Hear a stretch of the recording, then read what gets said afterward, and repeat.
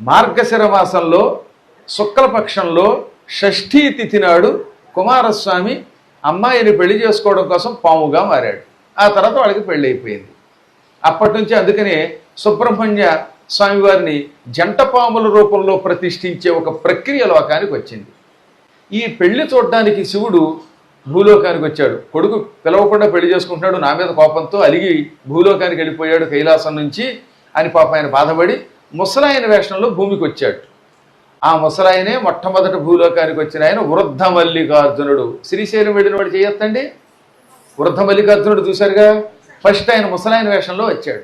అందుకే ముసలివాడి రూపంలో వచ్చి లింగ రూపంలోకి రావడంలో వృద్ధ మల్లికార్జునుడు అన్నారు. ఆ తర్వాత మల్లికార్జునుడు అయ్యాడు అనుకోండి.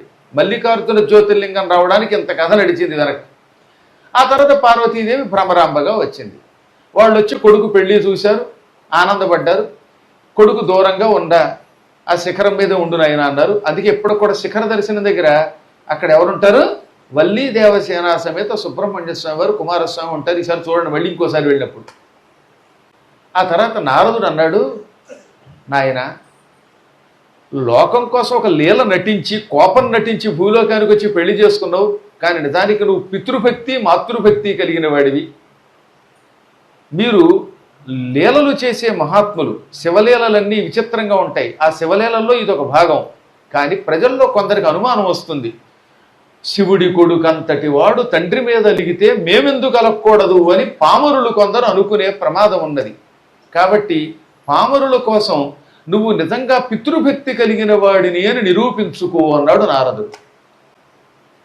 ఇది నిజమే అనుకున్నాడు ఆయన. అంతే కదా, చూస్తున్నాం కదా మన అన్నదమ్ములు కొట్టుకుంటున్నారు, వాళ్ళు కూడా తల్లిదండ్రుల మీద అలిగారా అని దేవతల మీద మనం పొరపాటున ఏహ్యభావం పెంచుకోవడం ప్రమాదం కదా. అందుకని నా వంటి పితృభక్తి పరాయణుడు లేడు అని నిరూపించుకుంటున్నానని బయలుదేరి తన నెమలితోటి బ్రహ్మపుత్ర అనే దగ్గరకు వచ్చాడు. ఆయన తన నెమలిని పిలిచాడు, కొండగా మారిపో అన్నాడు. వెంటనే ఆ నెమలి ఒక అందమైన కొండగా మారిపోయింది. ఆ కొండ మీద శివుణ్ణి తపస్సు చేసి మెప్పించాడు. అక్కడ కుమారస్వామి 6000 సంవత్సరముల పాటు తపస్సు చేసి 6 ముఖములతో, ఒక ముఖం కదా ఏకంగా 6 ముఖములతో ఓం నమః శివాయ ఓం నమః శివాయ అనే పంచాక్షరీ మంత్ర జపం చేశాడు. అప్పుడు శివుడు ప్రత్యక్షమై, నాయన నీ మయూరం కొండ రూపంలో ఇక్కడున్నది, నువ్వు ఇక్కడ తపస్సు చేసావు, ఈ కొండగా ఉండగా నీ వాహనం తిరిగి తన రూపంతో నీ దగ్గరకు వస్తుంది, నువ్వు యథాప్రకారంగా శ్రీశైలంలో ఉండు.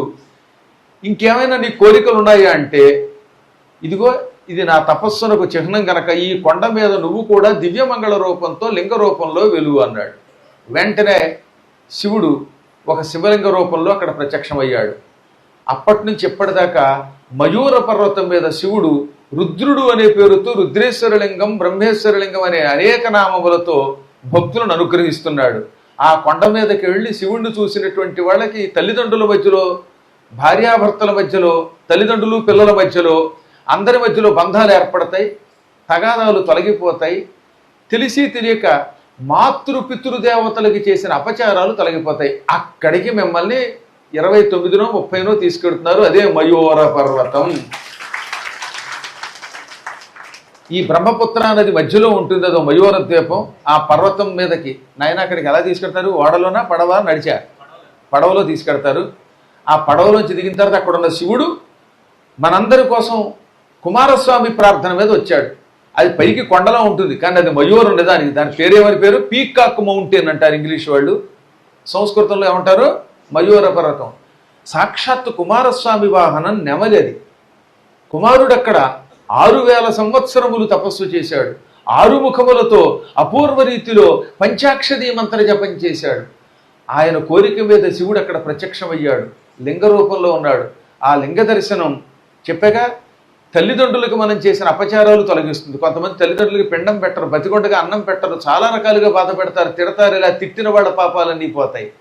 పిల్లలు తల్లిదండ్రులు తిట్టడం వల్ల, తల్లిదండ్రులు పిల్లలకు అన్యాయం చేయటం వల్ల వచ్చిన పాపాలు పోతాయి. కొన్ని చోట్ల తల్లిదండ్రులు కూడా పిల్లలకు అపచారం చేస్తారంటో, అవి పోతాయి.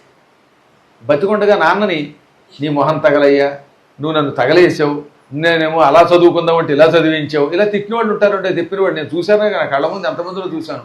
అవన్నీ పాపాలు. ఆ పాపాలు యావత్ జీవితం పట్టి పీడిస్తాయి. ఈ పాపాలన్నిటికీ పరిహారం మయూర పర్వత దర్శనము, పర్వతం మీద ఉన్న ఈశ్వర దర్శనం. అద్భుతమైన పర్వతం. భార్యాభర్తలు ఏ కారణం చేతనైనా నిరంతరాయంగా తగాదా పడుతూ ఉంటే అటువంటి వాళ్ళు అక్కడికి వెళ్ళి దర్శనం చేసుకుని నమ్మి భక్తితో ఒక దండం పెడితే ఆ రోజు నుంచి వాళ్ళ మధ్యలో ఐకమత్యం వస్తుంది.